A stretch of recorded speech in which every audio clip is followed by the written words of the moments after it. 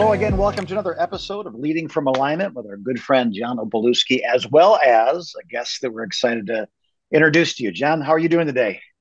Hey, Jim, I'm good, recovering from a stretch of COVID, and for the first time in about 5 weeks, I feel energized. Right on. So the So, rumors of your death were greatly exaggerated yet again. yes, yes, Nice to they know. were.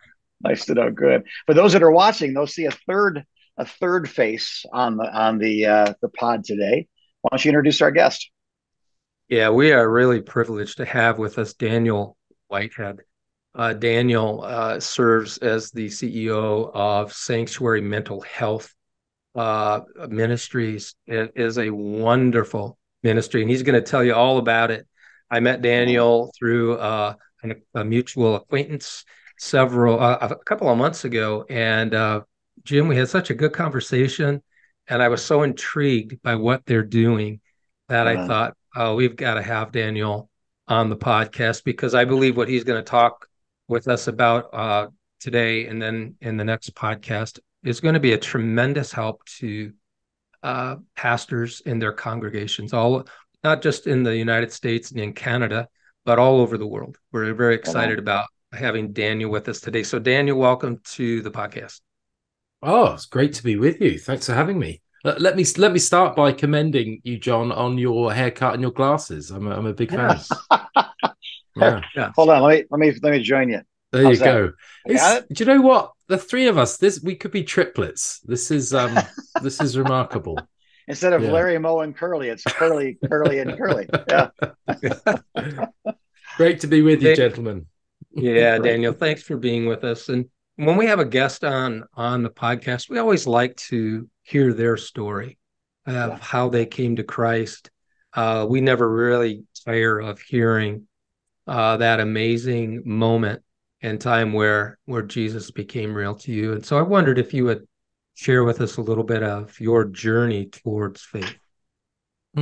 Yeah, well, I mean, I had the distinct privilege of growing up in a Christian home where there Mm, was much love and laughter and forgiveness being modeled and all those wonderful Mm, things that is increasingly rare in our culture, yeah. tragically. So I grew up with that. At the age of 13, um, I kind of uh, I moved away from the church, and that was for a few reasons. Number one, I didn't find in the community of Christ, I don't like this, but at the time as a 13-year-old, I didn't find a compelling enough reason to stay connected. yeah. I didn't see people looking back. I think I didn't know this, but I didn't see people I really admired. I didn't really Mm, see people that I felt I could relate to. And instead, I actually found community in playing soccer on Sunday mornings. And right. in some respects, I don't really have any regrets in a weird way because Mm, I learned a lot from that group of people. But of course, I always believed, and it was at the age of 18 that I had a deeply personal encounter with Christ that was mm, just completely transformative, and there was no way I could, um, yeah, ever go anywhere else. So it was in that very tangible experience of meeting face to face with the grace of God revealed in Christ through the Spirit that my life was set on a slightly different trajectory. And so yeah, I've and that was when I was 18. I'm now 42. But yeah, I've always believed, always since a child. I've always believed in God.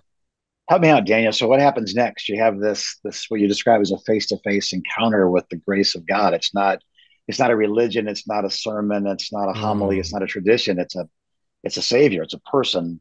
And now that yeah. has to affect your very young adult life in profound ways. So were you headed towards being a carpenter, or a candlestick maker, and that changed the trajectory of your life professionally as well? Well, it's interesting. So I was doing an undergraduate degree in multimedia journalism. I wanted to make films for a living, and I started to do that. And I after my undergrad, I went and did some voluntary work in South Africa, and then again another transformative. I spent 6 months in Cape Town, working in many of the let's say poorer communities on the edges of Cape Town, and again it was in Cape Town with wonderful people, different perspectives that I felt a pull to the church. And so Mm. I moved back to the UK at 21, and within 6 months I was working for a church, which wasn't the plan. It just kind of happened that way. And then within a couple of years I was leading that church as a 24-year-old. So Wow. Wow. quite, yeah, quite a remarkable, and Wow. not, it wasn't my plan. It just kind of happened Right. that way. So So that yeah, wasn't 4 years of college and 3 years of seminary, and it no, was a relationship that became a practical adventure with Christ that gave you a platform congregationally to lead. That's yeah, awesome. yeah, Yeah. yeah, That's yeah, awesome. yeah. Huh. And I was doing some studies with it, but I never completed them. But I was doing a master's in theology at the time. But then Yeah. I later actually ended up doing a double master's in theology as a mature student. So I kind of did it back to front. But I led a church for 8 years. Yeah. Yeah, Wow. yeah, You know, I'm curious. go ahead, Go ahead, John. John. Well, okay, because here's my question. So you now know what you're doing because you've been educated, but you've been doing it for years. yeah. Did you realize you'd been doing it right all along, or did you realize you've been doing it wrong all along because of your masters? you know, if I did it again, there would be a few things I would change, but not loads. Yeah. I mean, Right.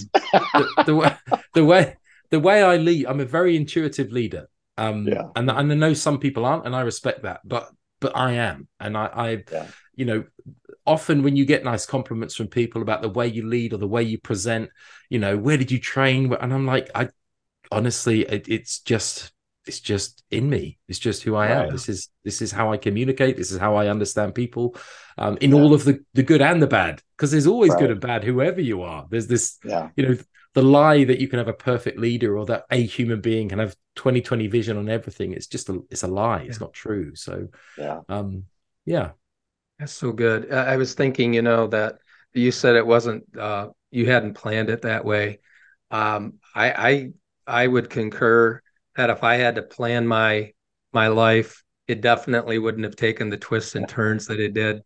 But I Yeah. would have messed it up if I would have tried to mm, plan my own life out. And the way the Lord is, He just Yeah. takes He takes the twists and the turns, and He puts you in spots that squeeze you, and you wonder, yeah, why am I being squeezed so hard right now? And He's just got this grand master plan, and it I it just is so good to hear that, and we hear that so often when we have a guest on the podcast. That, yeah, Yeah. I had one thing in mind, and God had something else in mind, and yeah. here I am.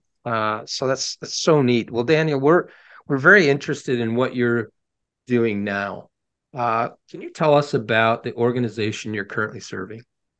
Yeah, absolutely. So the story goes, I was in ministry. I was experiencing burnout, but didn't really have words for that or a way to frame that. Mm. So Yeah. by God's grace, we moved to Vancouver in Canada. Just a vague sense of God's calling, and we came for a year. That was now 9 years ago. And Mm. as I was coming into land on my first master's in theology, which I really did out of a passion, just out of, I'm finding it really interesting learning about the story of God's people. So I did a master's in church history. I needed a Mm. job, and I found this little nonprofit called Sanctuary through a kind of miraculous or serendipitous set of circumstances.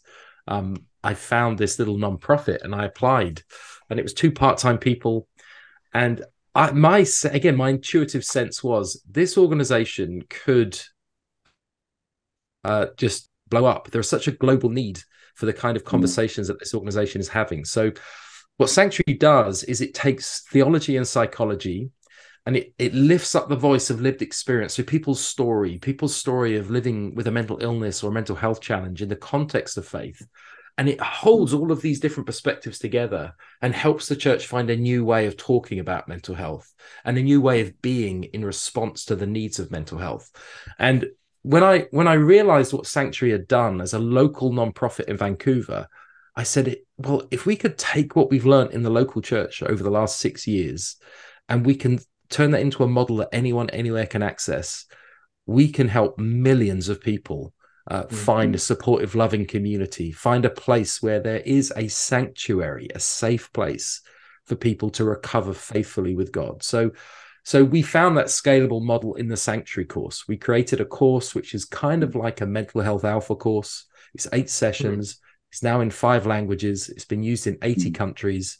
So in the last, I've been there 7.5 years, we've seen 2 part-time local organization to now 13 full-time staff across 4 countries, and hundreds of thousands of people being impacted, and all kinds of interesting places and spaces that we're being invited to go in and speak into. So it's been an incredible journey, like remarkable.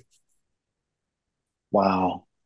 I'm, that my pastor that I kind of grew up under, I came back to the Lord in the military. So in my early 20s was discipled for the first time. And he used to say, find a need and fill it. Yeah. Just find a need. The whole world's on fire. God put a squirt gun in your hand. Now go do some good with it. And to have the courage to run towards, if I'm just being honest as a pastor, you're running towards people. Sometimes I'm running from.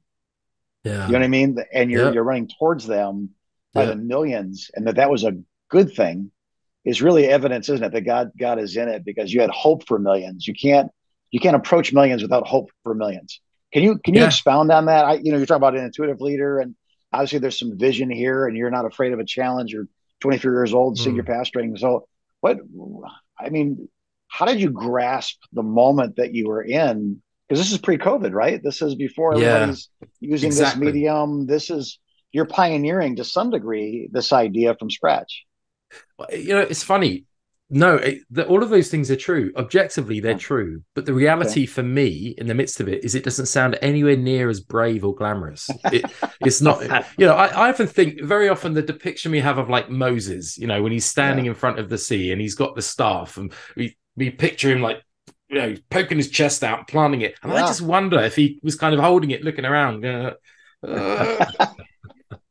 but it's definitely more like that than the former for me. So it takes, I guess it takes bravery, it takes a certain degree of stupidity, it takes a willingness to be vulnerable, it takes a willingness to fail, it takes, and that's the thing we all hate as leaders. Well, I do. I hate as leaders is like, to lead authentically you have to fail. At least I do. I don't believe the lie that for me, failure isn't a bad thing. It's an opportunity to learn. And so you have to take it on the chin. You have to iterate and you have to grow. And so the journey of discerning what God is doing has looked like us just getting to this point and discerning and getting to this point. And occasionally you have little turns, but at that point you acknowledge that, you hold it before God, and then you get up and you go again.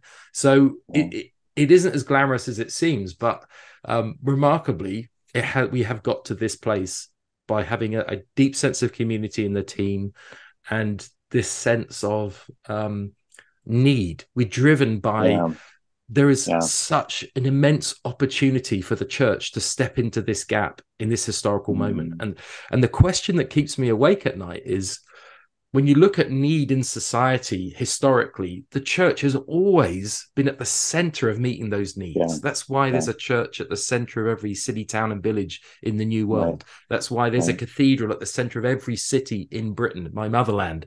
It's because literally the cities were built around the church, because the church did welfare, healthcare, education, justice. And the thing that keeps me awake at night is, in this historical moment where there is a mental health epidemic, what will the history books say about what the church did? Will it say that the church ran away, or will it say that the church stepped up and said, we are a safe space for people, and we have a message and an ethos of love that can actually transform the world? Will we actually believe what our gospel tells us is true? Right on. That's so good. I've got a question for you coming up here, but I have to preempt it with this, because you said something that I thought was so important, Daniel. Being willing to fail. I think I speak for a lot of pastors, a lot of leaders who are deathly afraid of failure. Yeah. And because of that, they don't risk enough. They don't take enough, because to them, failure is fatal. Failure is embarrassment. Failure is the worst thing that could ever happen to them. I just wonder if you could expound on that piece of your journey, not being afraid to fail. Can you talk to us a little bit more about that? Because I think that's really an important piece of what you said to Jim's question. Yeah. I think there is this invitation, this journey in front of every human being that wants to live authentically in this world, or at least, yeah, I think to every human being, to allow our egos to be broken and torn down. And that can happen in a really violent way, Yeah. or it can happen in a kind of slow, painful processing kind of way. And listen, I don't want to be any more broken than I am. Thank you very much. But Yes. the reality is, even in situations that have happened in the last 6 months, I have to go, oh, there are levels and there are depths of of me being less of me so that there's more of Christ. And that really for me lands in me accepting that I am not in control. That I'm not, I don't, our culture wants to tell us all that we're self-made, and with the people we worship as self-made, no one is self-made. Whose air are we breathing? Whose creation is this? So I think allowing ourselves to be in relationship in that way and really reliant upon God, it has to happen, because if we don't allow it to happen, which means making mistakes and admitting them and apologizing and getting up and going again, because you can't capitulate, that there's a mission at stake. There's lives at stake. Doing that, I think, is way more sensible than what we see in our culture happening, which is these preeminent spiritual leaders that we've been encouraged to emulate, and suddenly there's this catastrophic moral failure, and it keeps happening again and again and again. And I'm going, this absolutely, mental health is part of this. And we can simplify it and turn it into, this is just a spiritual issue, and it's a battle that it's always spiritual, but it's never only spiritual. It's spiritual, it's biological, it's psychological, it's social. We're complex. God has made us this way. So I think if we're not willing to admit our mistakes in the small things, those things will add up and they will come back and pay with interest. And I don't like admitting that. I just keep seeing it happening where good, godly people, leaders that are way, way more impressive than me, way more able than me, that get knocked off their pedestals. And then we all say, well, the enemy won that one. And I'm thinking, we're not really addressing the need for leaders to live into brokenness. Last time I checked, our Savior hung on a cross naked and screamed out, my God, why have you forsaken me? And got no answer. So that's the kind of leadership I think we all have to live into. And it's not glamorous, and it's horrible, and it's painful, but it is the way of Christ. Yeah. And I really appreciate you expounding on that, because I do think that there is this element of leadership that is risk requiring, and risk brings along with it the potential for failure. And when I look back on my life, it is those moments where I stubbed my toe or slammed my face into a wall, where I've learned the most, where my ego has been right-sized, and I feel like there are too many of us who play it safe, we're not risk takers, we're caretakers. And I think we miss out sometimes because we're afraid to take reasonable risks. We miss out on some really cool things God has for us to be and to do. So thank you for taking a moment, Daniel, just to give us more on that. I want to ask you this. Converge Coaching, we focus more on the inner well-being of a leader, as opposed to the congregations that they lead. But we realize how important it is for congregations to get healthier as well. What is happening from your perspective, Daniel? What is happening mentally and emotionally in the lives of people who attend the churches that we lead? Yeah, well, statistically, research would say the same thing that's happening to people outside the church, which is same levels of depression, anxiety, same levels of suicide and suicidal ideation. I think that the interesting thing is, and often the Sanctuary course, it's not like I'd love to just do that classic telesales marketing job. And I've even got the dodgy British accent to match, like, but why is that? Why have those guys always got dodgy British accents? I don't know. But the course is not going to, the Sanctuary course is not going to solve all your problems. But when I was in pastoral ministry, I would have loved for my congregation to have that conversation for my sake. That's right. Because it makes a safer community for me to not be okay. It makes a safer community for me to be human, which we are. And so I think there's great need in the church right now, and great opportunity. Is that it's the need and the opportunity. The need is for people to know that they can bring their whole authentic selves into the light of the community, and that actually in doing that, we are making space for God to do what he can do, that only he can do. And it also creates space for others, like leaders in the community, but also others in the wider community to find space to be real about where they're at, and to get access to the help and care that people need. We all need it. So that's what I see. I've thought about it this way, and I don't know if this is accurate or not. I've thought this for probably about 15 years.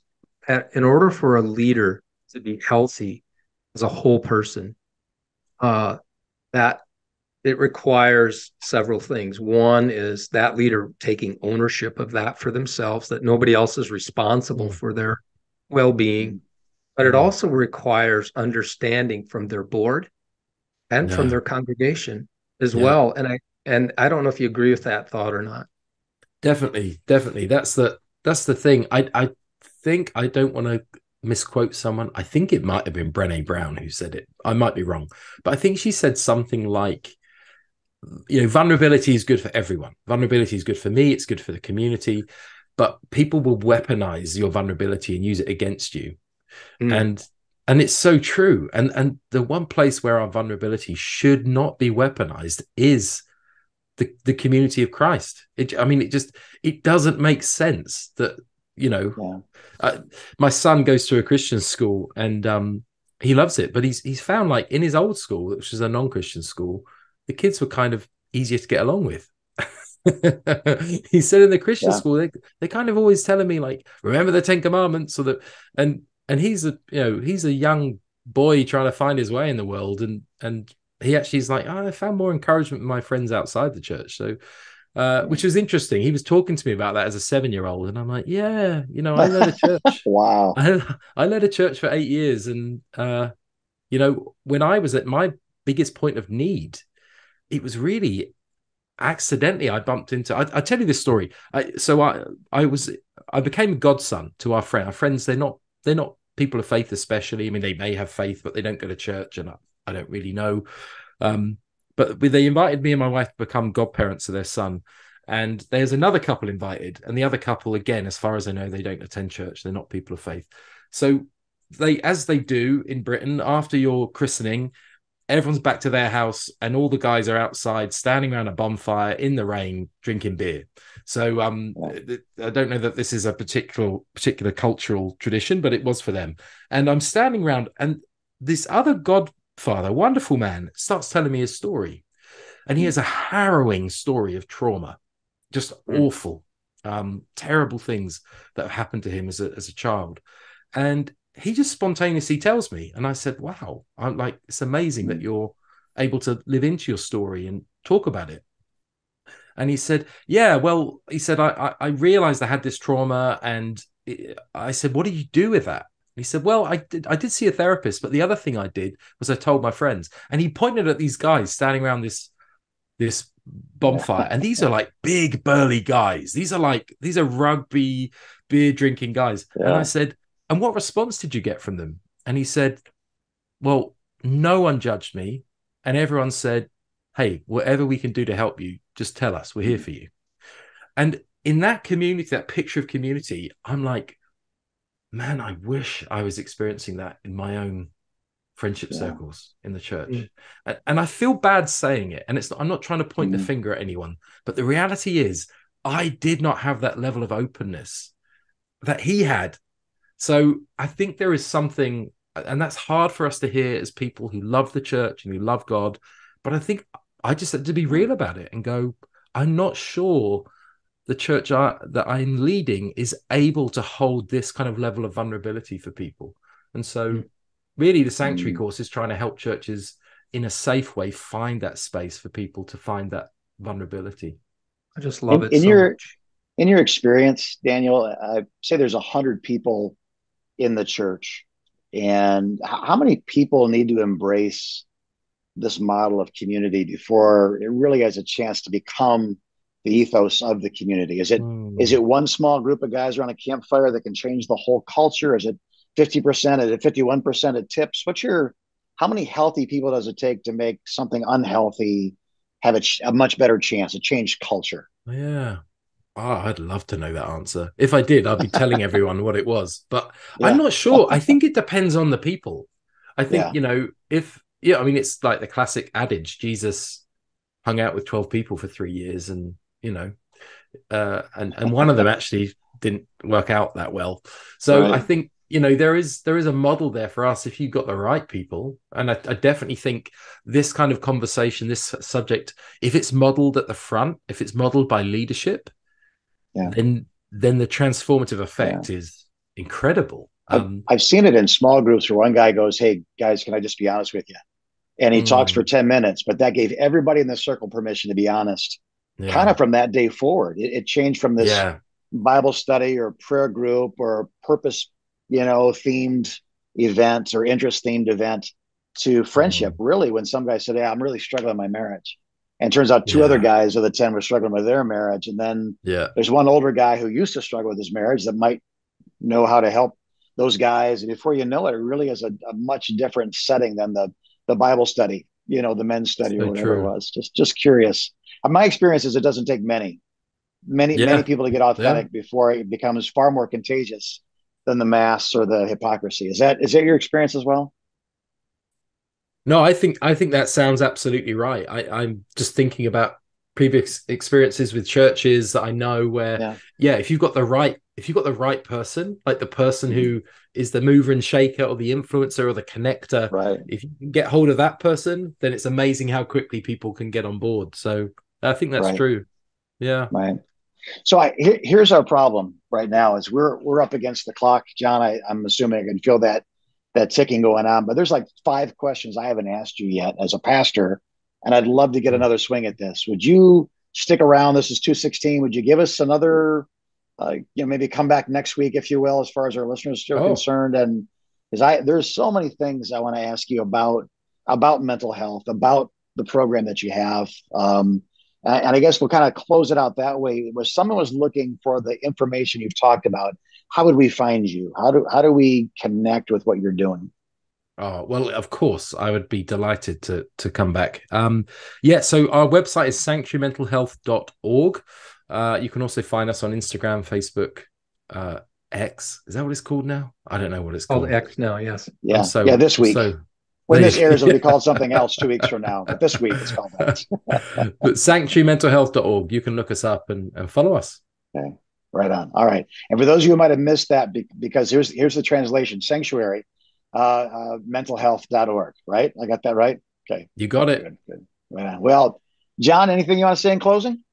No, Daniel, we're looking forward to spending some more time talking with you in the next episode. Lightning round. Thank you, gentlemen. All right.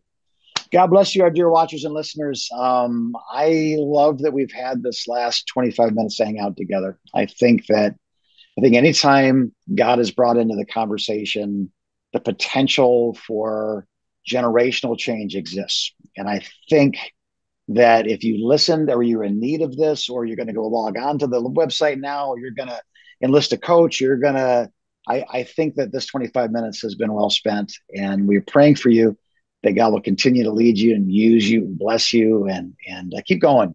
If you're getting this the day it comes out, it's Tuesday and you haven't quit, which means God's doing something in your life, pastors and leaders. So keep going. We're here for you. If you need to talk to us, convergecoach.com, connect button right there. We'd love to have a half-hour conversation with you, and maybe we'll send you towards Daniel or send you towards whatever the need is. We're going to send you where that need is met, because that's what we're here to do. So God bless you as you continue to lead from a line.